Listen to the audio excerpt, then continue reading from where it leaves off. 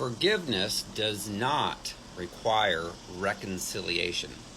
When a person says or does things that hurt you, remember that reconciliation is never a requirement of true forgiveness.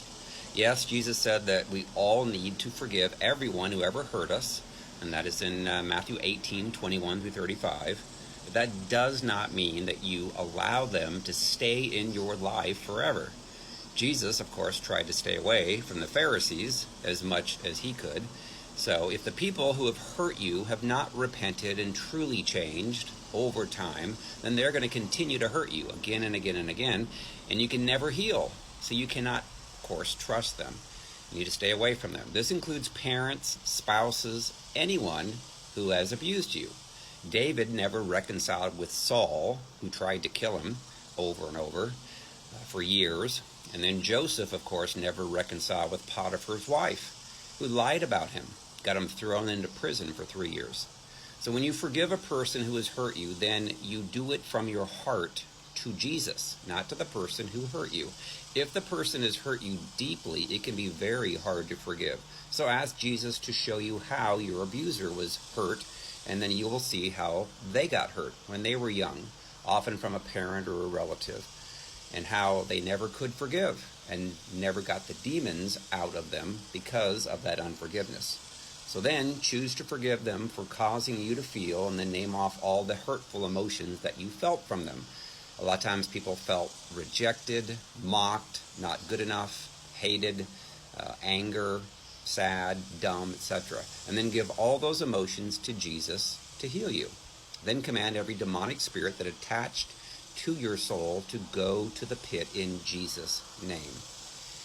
You know you have forgiven, of course, when you rarely ever think about that person again. And if you do, then you're not angry or bitter. You don't have any tears. You can even pray for them. But never allow an abusive person back into your life unless they've truly repented and changed over time. And then you've observed that changed behavior. Don't let them dupe you, because they're very good at acting, very professional grade actors and actresses.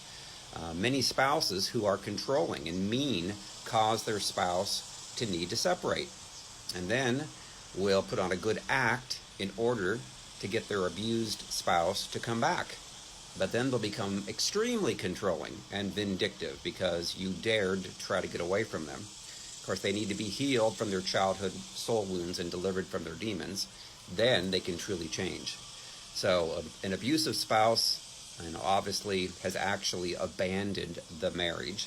Abuse is much worse than abandonment, which involves the use of something that's holy, intended for holiness, marriage, but they use it for demonic ends. So abuse of a spouse or a child is exactly what God condemns everywhere in the Bible. And that would be in Psalms 9:18, Isaiah 3:14-15, Ezekiel 18-12, Amos 2:7, Mark 9:42. So I have a book called Freedom from Soul Wounds and Demons, and it's helping people to get healed from those wounds so they can actually change their behavior and not to be abusive and controlling. That book's available on Amazon in paperback, Kindle, and Audible. Again, Freedom from Soul Wounds and Demons. You can also request a personal session of healing and deliverance with me. Go out to our website, restored2tofreedom.com. Click on Contact Me and submit the form, or you can call 317-459-7091. Thanks.